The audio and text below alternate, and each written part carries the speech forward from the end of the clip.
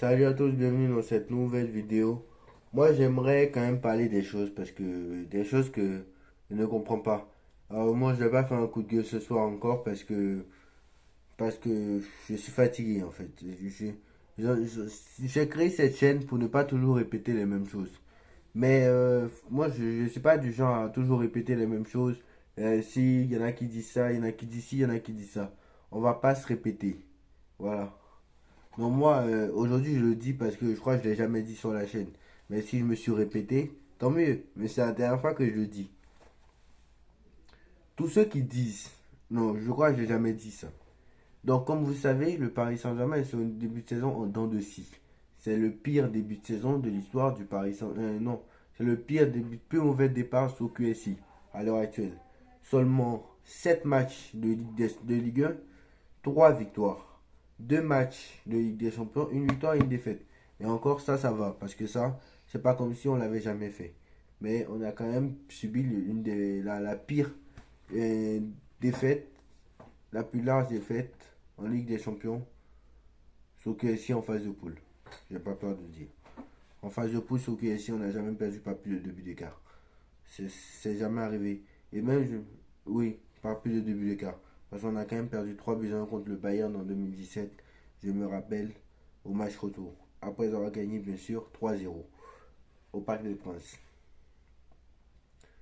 Il y en a, donc 7 matchs, 3 victoires, 7 matchs de Ligue 1, 3 victoires, 3 matchs nuls et une défaite. Défaite contre Nice, match nul à Clermont 0-0, match nul face à Lorient 0-0, match nul contre Toulouse 0-0.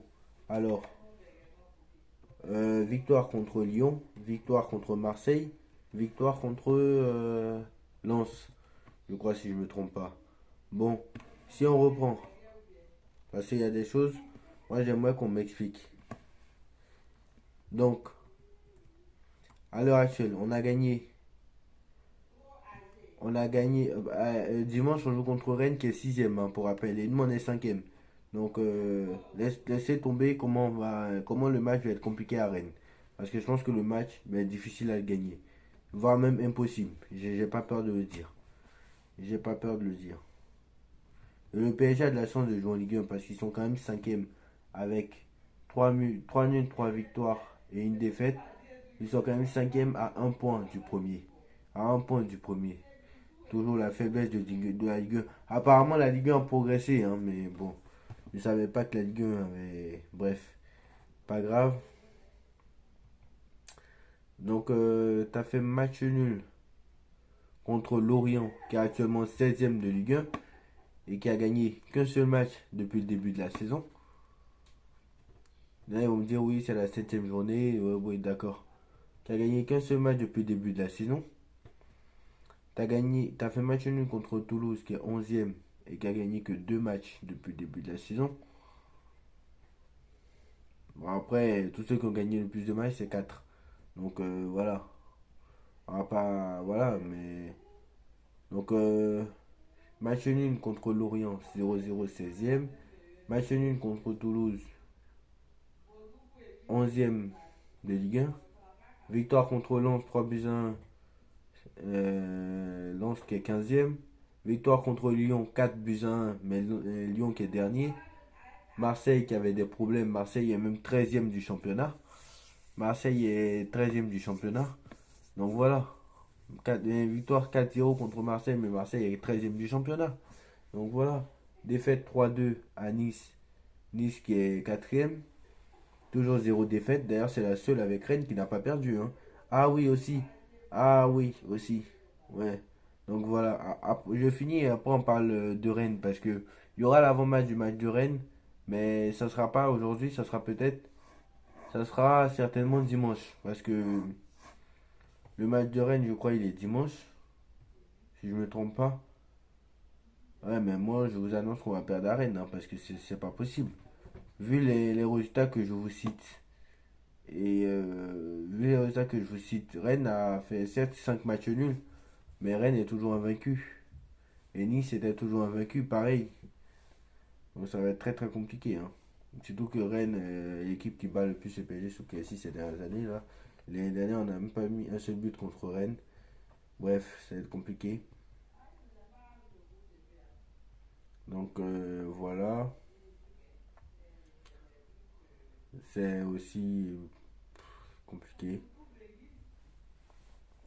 Alors, quand même, il reste 4 matchs d'affilée, hein, donc Rennes.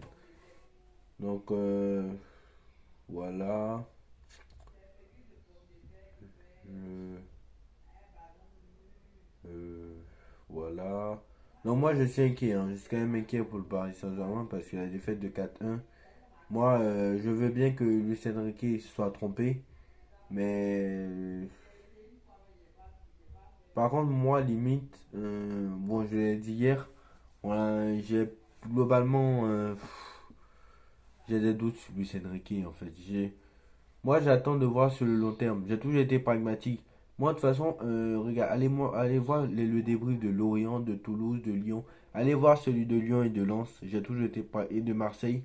J'ai toujours été pragmatique et j'ai toujours dit, on attend de voir sur le long terme. J'ai pas dit, je dis jamais, on va aller en demi-finale, on va aller en quart de finale, on va aller en si, on va gagner la Ligue des Champions. Non, non, j'ai jamais dit ça. Donc, la Ligue des Champions, c'est progressif. Déjà, City pour la gagner, ils ont dû faire quart. Ils ont été éliminés 3 fois en quart. Je prends depuis 2016, hein. Je ne vais pas les remonter non plus. Ils ont dû se faire éliminer 3 fois en quart de finale. 3 fois d'affilée en quart de finale. Ensuite, ils se sont fait éliminer. Après, ils sont allés en finale en 2021, demi-finale en 2022 et après la gagner. Donc c'est comme ça qu'il faut faire. Tu peux pas la gagner de ce coup, surtout quand tu n'as pas forcément l'expérience des autres gros clubs. C'est vrai que mercredi, tu aurais pu mieux faire. Tu aurais largement pu mieux faire parce que tu as beaucoup plus d'expérience que Newcastle. Newcastle n'a pas joué la Ligue des Champions depuis plus de 20 ans. Et toi, tu t'es pris 4 buts à 1 contre cette équipe. Bah, c'est pas non plus. Ça va manquer de respect, hein. C'est pas non plus le Barça, le Real, Manchester City, United, Bayern. Si tu avais joué contre toutes ces équipes que je viens de citer, combien tu aurais pris alors? Tu en aurais pris 8. Donc, voilà. J'ai quand même beaucoup de doutes sur Luis Enrique. Et maintenant, moi, j'aimerais savoir parce que faut que Luis Enrique, en fait, faut que Luis Enrique, en fait, et là, on va parler après des gens qui disent que Neymar et Messi, s'ils avaient été là, ça aurait été mieux. Donc, on va parler de tous ceux qui ont dit, tous ceux qui disent ça. Parce que je sais qu'il y en a qui se disent ça. Luis Enrique, il a mis un 4-3-3 contre. Alors, je remets les matchs, hein, parce que. Alors, depuis le match de. Bon, après, il essaie des choses, hein, parce que contre l'OM, il a mis un 4-4-2, hein. Mais bon, est-ce qu'au début c'était un 4-4-2? Je pense pas. Mbappé est sorti et il a changé complètement de système. Donc, est-ce que au début c'était un 4-4-2? Ça va se poser la question.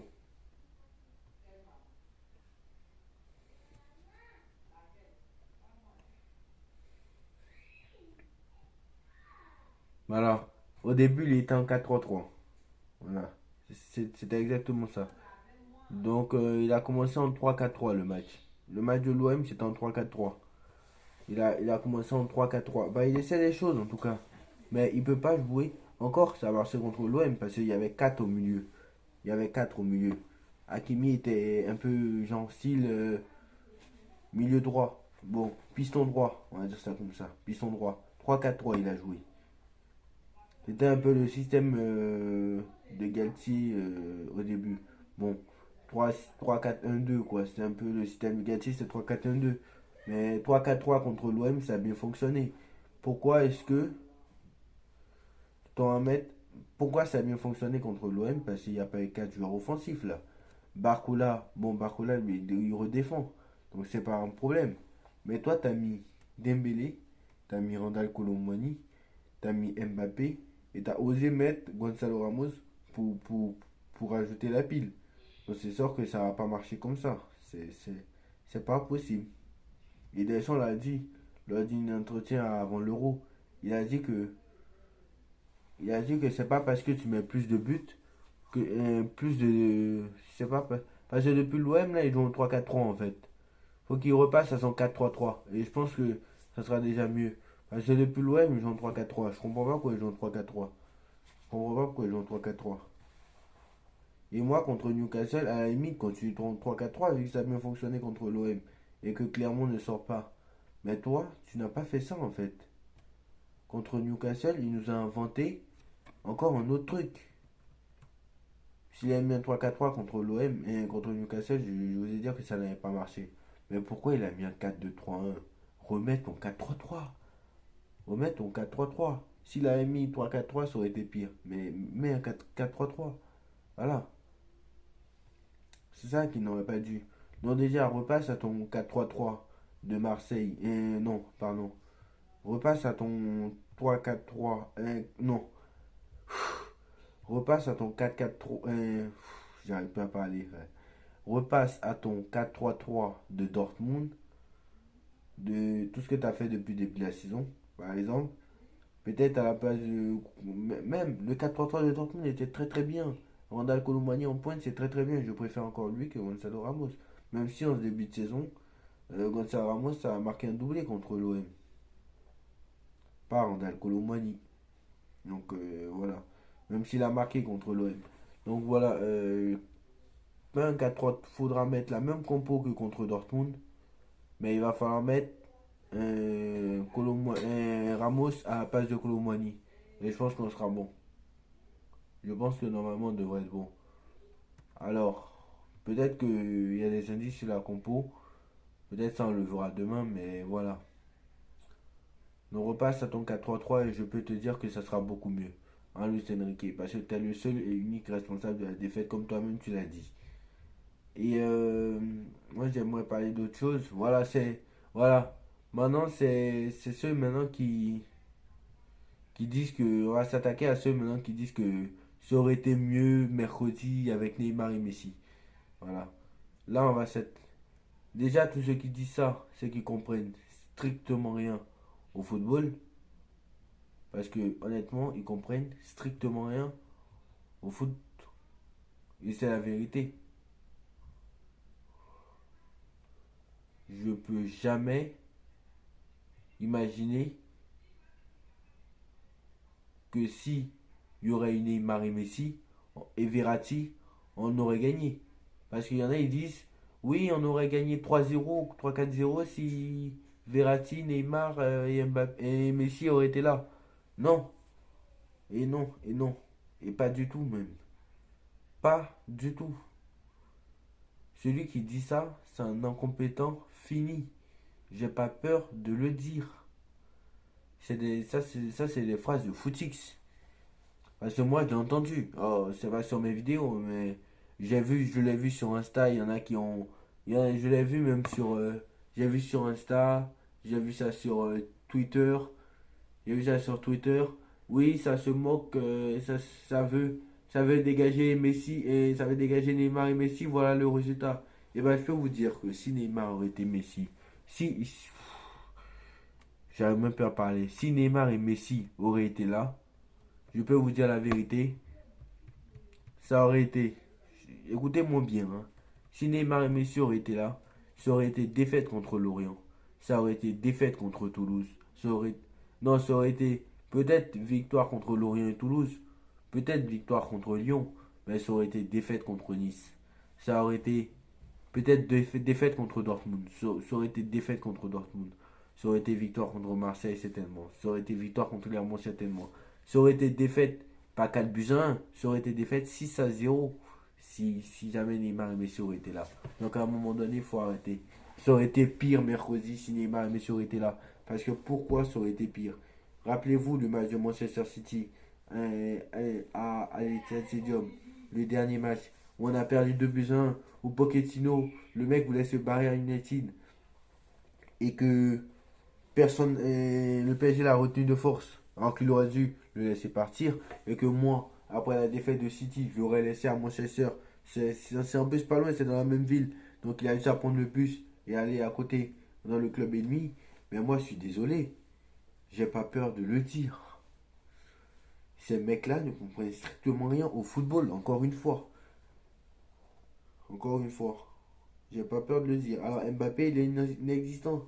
Ça fait 5 ou 6 matchs qu'on le voit plus. Mais est-ce que ça fait depuis Dortmund qu'on le voit plus? Et même Dortmund, voilà, son meilleur match c'était contre Nice, la défaite. Et Nice est à la limite Dortmund. Mais bon, Dortmund, Mbappé, c'est pas le meilleur sur le terrain, hein. Le meilleur c'est Vitinha. Donc voilà. Moi, faut arrêter de dire les bêtises, hein. J'ai vu encore que voilà, Messi, là, MLS, il fait ce qu'il veut. Verratti, il a fini. Verratti, il comprend strictement rien au football en fait. Verratti, si jamais le mec aurait été là, et Verratti, s'il était si fort que ça, aucun club européen le voulait. Verratti, personne n'en voulait. La preuve, il a fini au Qatar. Le Qatar, c'est pas. C'est- Aucun championnat qatari n'a même le niveau d'un championnat saoudien. J'ai pas peur de le dire. Et vu les joueurs saoudiens, et vu les joueurs qui sont en train de ramasser en Arabie Saoudite, laisse tomber. Le mec, au lieu de finir en Arabie Saoudite, il a fini au Qatar. Même les Saoudiens n'ont pas voulu. C'est qu'il y a un problème. Même les Saoudiens n'ont pas voulu, c'est qu'il y a un problème. Ensuite, Neymar. Neymar, bah, c'est la même chose. Le mec, en plus, j'ai vu sur les réseaux et j'ai entendu qu'un youtubeur qui dit que Neymar encore est encore allé à une soirée en train de boire de l'alcool euh, toute la soirée. Et en plus de ça, là, il vient d'avoir une fille. Je crois la fille de Neymar est née. Donc, il vient d'avoir une fille là. Donc, voilà. Bref, je vais pas parler longtemps. Je vais pas parler trop longtemps. Je suis à bout en fait. Vraiment, je suis à bout. Parce que je peux pas comprendre que les mecs continuent à dire que ça aurait été mieux si Neymar et Messi auraient été là. T'as pris 4-1 contre Newcastle. Newcastle, moi je te dis la vérité, si Luis Enrique avait mis son 4-3-3, le match on l'aurait perdu 2-1 ou peut-être 3-1 max. 2-1, on aurait perdu. Si Luis Enrique avait mis la même compo d'équipe que contre. Si Luis Enrique avait mis la même compo. Mais Asensio aussi, je pense qu'il manque, hein. Asensio, il manque trop à cette équipe. Et je pense que c'est la vérité. Parce qu'Asensio, il manque beaucoup à cette équipe. J'ai pas peur de le dire. Si Luis Enrique avait mis la même compo d'équipe que contre l'Olympique lyonnais ou contre l'Olympique ou contre Lens, si Luis Enrique avait mis la même compo d'équipe que contre l'OL, on aurait gagné. J'ai pas peur de le dire. On aurait fait mieux. Je ne dis pas qu'on aurait gagné, hein, mais on aurait fait mieux. Voilà. Juste, il devait juste mettre juste la même compo d'équipe que contre Lyon. Sauf qu'à la place d'Asensio, bah, il mettait Colomani. Et à la place d'Asensio, il mettait Colomani. Et à la place de Dembélé, il mettait Barcola. Et c'est bon. Parce que Dembélé, il n'a pas qu'à dans les tirs et Ramos, il est lent. Donc c'est pas un joueur de pointe de vitesse. Donc lui, le ballon, il faut le mettre dans les pieds. Autant que Colomani ira chercher le ballon. Donc voilà. Bref, il a fait tout à l'envers. Tu peux pas jouer avec 4 attaquants, c'est pas possible. J'espère qu'il va se remettre en question, le mec, et se remettre son 4-3-3 parce que ça fait 3 matchs là, qui fait strictement rien. Pourquoi changer une équipe qui gagne? Je sais pas en fait. Parce que depuis le mec qui a enlevé son 4-3-3, on n'arrive plus à jouer au football. C'est la vérité. Parce que mercredi contre le week-end dernier contre Clermont, c'était pas un 4-3-3. Newcastle, c'était pas un 4-3-3. Voilà. Depuis que tu as enlevé ton 4-3-3, mec, on ne gagne plus. Donc il va falloir remettre ton 4-3-3 en place. Et je pense que ça ira beaucoup mieux. Déjà. Même si je dis pas qu'on va gagner contre Rennes, hein, parce que c'est quand même notre bête noire. Mais mets ton 4-3-3 et je pense que ça ira déjà beaucoup mieux. Ou à la limite ton 3-4-3. Parce que le 3-4-3 va même marcher contre l'OM. Bref, voilà. Dites-moi en commentaire ce que vous en pensez. C'est déjà la fin de cette vidéo. Dites-moi en commentaire ce que vous en pensez. Je vais vous mettre le lien de mon compte Instagram en description. Pour tous ceux qui veulent voilà, parler un peu. Pour tous ceux qui veulent parler. N'hésitez pas à rejoindre mon Instagram YBS Foot News. Donc voilà. Je vous mets le lien de mon compte Instagram en description. Et on se retrouve très très vite pour une nouvelle vidéo. Tchuss.